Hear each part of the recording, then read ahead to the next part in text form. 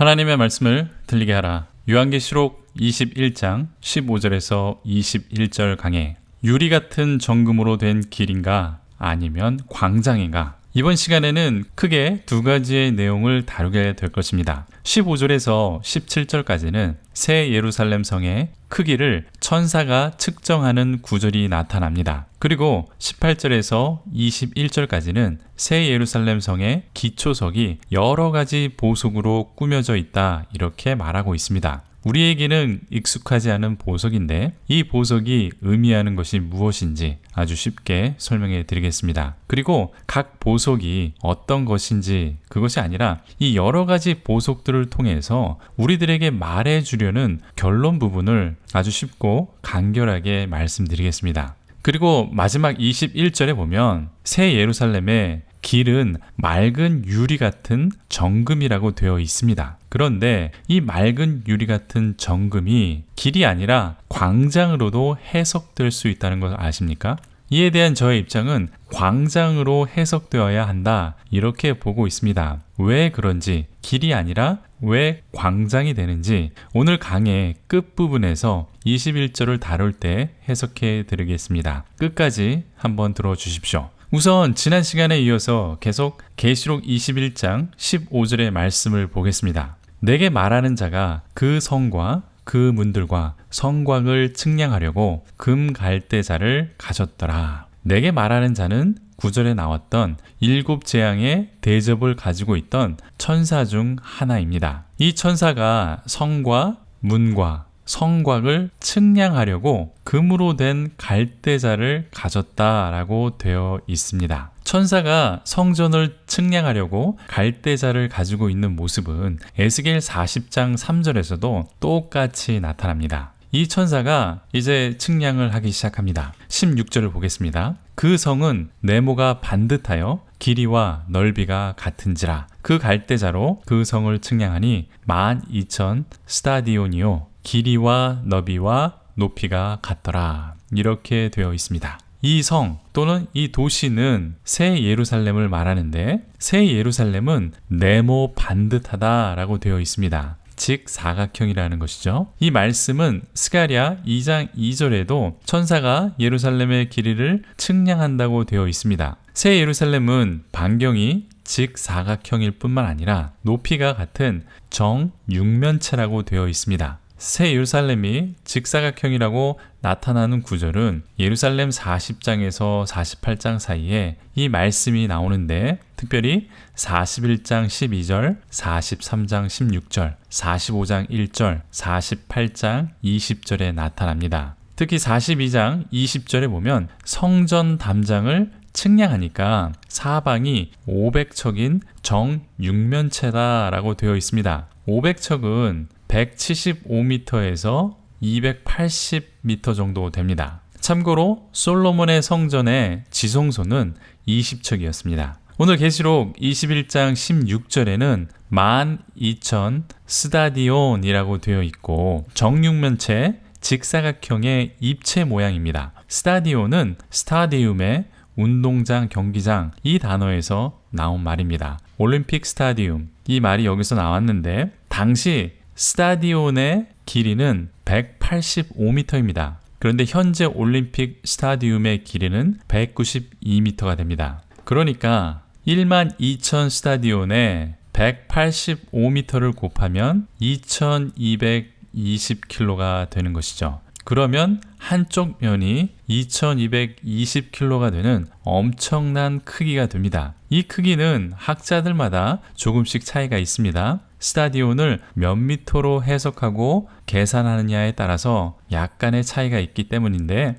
정확한 수치나 크기는 그렇게 중요하다고 생각하지 않습니다. 왜냐하면 우리는 이 느낌을 받으면 됩니다. 아, 엄청나게 큰 건물이구나. 현대 또는 미래의 기술로도 만들 수 없는 크고 견고한 성, 도시라고 생각하시면 됩니다. 이제 17절을 보겠습니다. 그 성곽을 측량하며 144 규빗이니 사람의 측량, 곧 천사의 측량이라, 이렇게 되어 있습니다. 방금 성을 측량했다고 했는데 다시 성곽, 즉 성벽을 측량한다고 되어 있습니다. 저는 그래서 한 번에 못 알아들었는데 영어 성경과 그리스어 성경을 한번 찾아보았습니다. 영어 성경 NIV를 보니까 He measured its wall and it was 144 cubits thick 이라고 되어 있습니다. 이 벽의 두께가 144 큐빗이라고 되어 있는데 반면 헬라어 성경을 보니까 즉 그리스어 성경을 보니까 벽 자체를 재어보니 이렇게 번역할 수 있는 문장으로 되어 있습니다. 두께라는 말은 없습니다. 그래도 무슨 말인지는 쉽게 알 수 있습니다. 그리스어 성경에는 벽 자체를 측량했다 이렇게 되어 있고 개역 개정에서는 좀 더 확실하게 번역해야 하는데 아우테스라는 이 자체라고 하는 그 단어가 빠져 있습니다.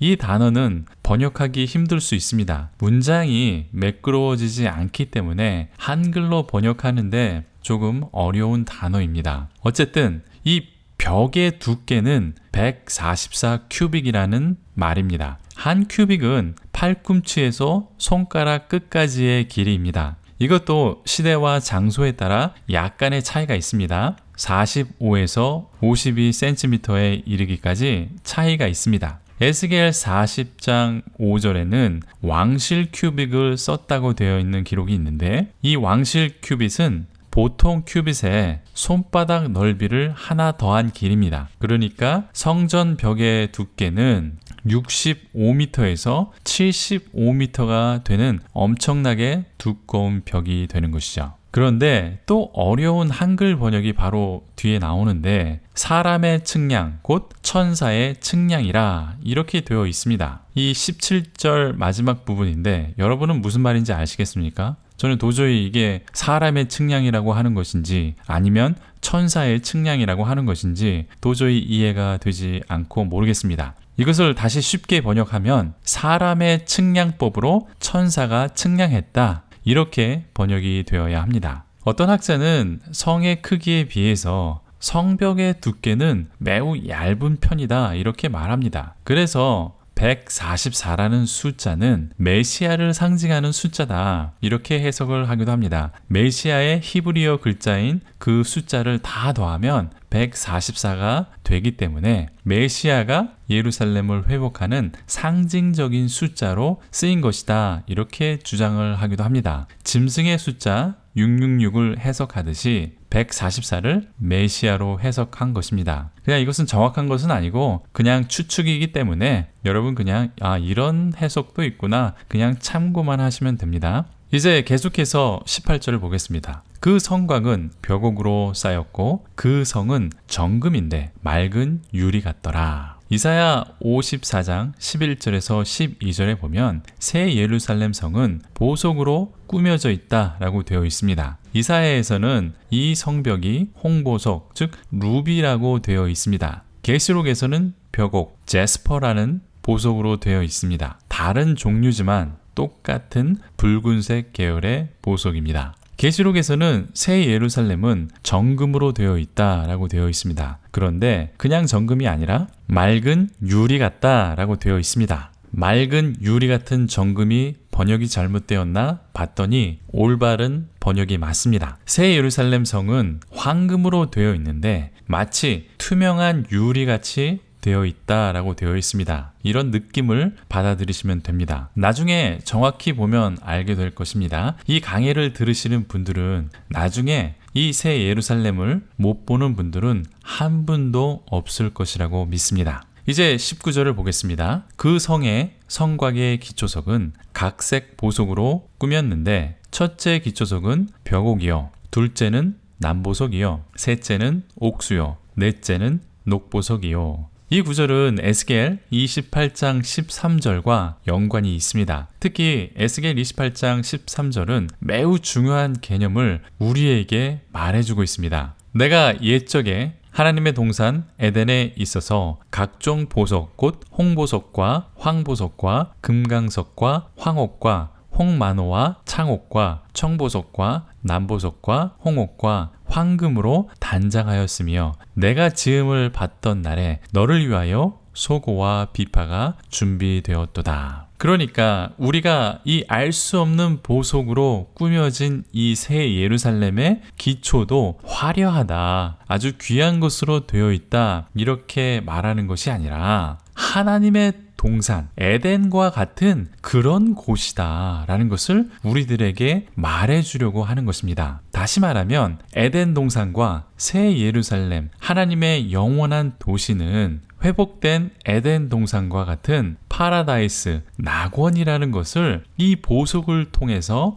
연관시켜서 우리들에게 말해주는 것입니다. 창세기 2장 11절에서 12절에 보면 첫째의 이름은 비손이라, 금이 있는 하월라 온 땅을 둘렀으며 그 땅의 금은 순금이요 그곳에는 베들리엄과 호노마도 있으며 라고 되어 있습니다. 땅에 순금과 베들리엄과 호노마라는 보석이 있습니다. 에덴 동산이 금과 보석으로 장식되었고 또 새 예루살렘도 이 에덴 동산과 같이 금과 보석들로 장식이 되어 있다라는 것을 보여주는 것입니다. 그래서 우리가 알 수 없는 이 보석들의 이야기가 계속해서 나오는 것입니다. 이 말은 하나님의 최초의 낙원 에덴 동산이 기초가 되었고 그때처럼 다시 회복된다라는 것을 우리들에게 말씀해주고 있는 것입니다. 그리고 이어서 중요한 보석 하나만 보겠습니다. 계시록 21장 19절에 기초석이 벽옥으로 되어 있다라고 되어 있습니다. 계시록 4장 3절에 보면 앉으신 이의 모양이 벽옥과 홍보석 같고 또 무지개가 있어 보좌에 둘렀는데 그 모양이 녹보석 같더라. 이 보좌에 앉으신 이가 하나님을 말씀하는 것인데 하나님이 벽옥과 홍보석 같다라고 되어 있습니다. 이 벽옥과 홍보석은 하나님을 상징하는 보석입니다. 그러니까 새 예루살렘의 기초는 또 하나님이시다, 이렇게 해석할 수도 있는 것이죠. 이제 20절로 넘어가서 보겠습니다. 다섯째는 홍마노요, 여섯째는 홍보석이요, 일곱째는 황옥이요, 여덟째는 노곡이요, 아홉째는 담황옥이요, 열째는 비취옥이요, 열한째는 청옥이요, 12째는 자수정이라. 자, 저도 알 수 없는 여러 가지 옥과 보석이 나왔습니다. 이것이 구체적으로 어떤 보석인지 굳이 알 필요는 없다, 저는 이렇게 생각을 합니다. 그냥 느낌만 얻으시면 됩니다. 이것이 이스라엘의 12지파와 연관지어서 그렇게 해석될 수도 있는데 그냥 구체적으로 일일이 해석하지 않아도 큰 문제가 없다, 저는 이렇게 판단이 됩니다. 중요한 것은 새 예루살렘은 에덴 동산 같구나, 에덴 동산에서 나오는 보석이 여기에도 나오는구나, 그래서 새 예루살렘은 이제 에덴 동산과 같은 그런 곳이다 라고 알아두시면 됩니다. 각종 귀한 보석이 있는 화려한 곳이구나, 이런 느낌도 받아들일 수가 있습니다. 이 보석을 일일이 설명할 수도 있는데 그리 중요한 개념이 아니라고 저는 판단이 되어서 에덴 동산의 회복을 상징하고 있다, 또 하나님을 상징한다, 그리고 12지파를 상징한다, 이렇게 읽고 해석하시면 된다, 저는 이렇게 봅니다. 다음은 21절을 보겠습니다. 그 12문은 12진주니 각 문마다 한 개의 진주로 되어 있고 성의 길은 맑은 유리 같은 정금이더라. 12문은 이스라엘 각 지파를 상징하는 것입니다. 에스겔 48장 33절에서 34절에도 그렇게 나오는데 이 12문은 진주로 되어 있다라고 되어 있습니다. 그것도 거대한 하나의 진주다, 이렇게 말하고 있는 것이죠. 이렇게 큰 진주를 생산해 내려면 조개가 어마어마하게 커야 되죠. 그래서 이 세상에서는 볼 수 없는 거대하고 귀한 문이다라는 것을 강조하는 것이죠. 그리고 성의 길은 맑은 유리 같은 정금이다라고 되어 있습니다. 여기에서 성의 길이라고 했는데 길은 그리스어로 헤플라테아라고 되어 있습니다. 플라테아는 기본적으로 세 가지의 뜻을 가지고 있습니다. 그런데 이 단어 앞에 정관사 해가 붙어 있기 때문에 새 예루살렘을 가로지르는 큰 길, 대로다, 이렇게 주장하는 학자도 있습니다. 반면 새 예루살렘에 있는 모든 길을 말하는 것이다. 이렇게 주장하는 학자가 있습니다. 개역 개정은 이러한 의미에서 해석적 입장을 취하고 있습니다. 어쨌든 거의 모든 대부분의 영어 성경에서도 street 또는 main street, 길 또는 큰 길 이렇게 해석하고 번역을 했습니다. 저는 이와 다른 해석적 입장을 취하고 있는데 다른 주장은 광장이라고 해석하는 것입니다. 플라테아는 길을 말하기도 하지만 광장을 말하기도 합니다. 유럽을 여행하신 분들은 좀 더 이해하기 쉬울 것입니다. 유럽의 대부분의 마을이나 도시 중심에는 광장이 있습니다. 여러 가지 길들이 이 광장으로 통하게 되어 있죠. 한국의 여의도 광장이나 광화문 광장과의 개념은 좀 약간의 차이가 있습니다. 플라테아를 광장으로 해석하면 이 새 예루살렘 도시의 중심부에 위치한 광장은 맑은 유리 같은 정금이다. 이렇게 해석할 수 있습니다. 저도 이 광장으로 해석하는 것이 좀 말이 된다. 이렇게 생각을 합니다. 왜냐하면 플라테아라는 이 단어는 계시록에서 11장 8절과 22장 2절에 또 나타났습니다. 11장 8절은 길이라고 해석해도 큰 무리가 없습니다. 제가 11장을 강의할 때도 그냥 길이라고 그렇게 읽고 다른 입장을 내세우지는 않았습니다. 하지만 11장 8절도 광장이라고 바꾸어 해석하면 더 이해하기 쉽고 매끄럽습니다. 왜냐하면 11장 8절에는 순교당한 두 증인의 시체가 플라테아에 놓여 있다. 즉, 길 또는 광장에 방치되었다. 이렇게 하는 구절이 나타납니다. 이 두 증인의 시체가 길에 방치가 되었다 또는 광장에 방치가 되었다. 이렇게 해석을 하면 이 두 증인의 시체가 광장에 방치되었다. 이렇게 해석이 되면 본보기가 되는 그런 여러 사람들이 볼 수 있는 광장에 그렇게 방치되었다라고 하면 좀 더 쉽게 문맥상 맞아 떨어진다. 이렇게 될 수 있습니다. 또 22장 2절에 보면 좀 더 확실해지는데 생명수가 하나님의 보좌에서 나와서 길 가운데로 흐른다고 되어 있습니다.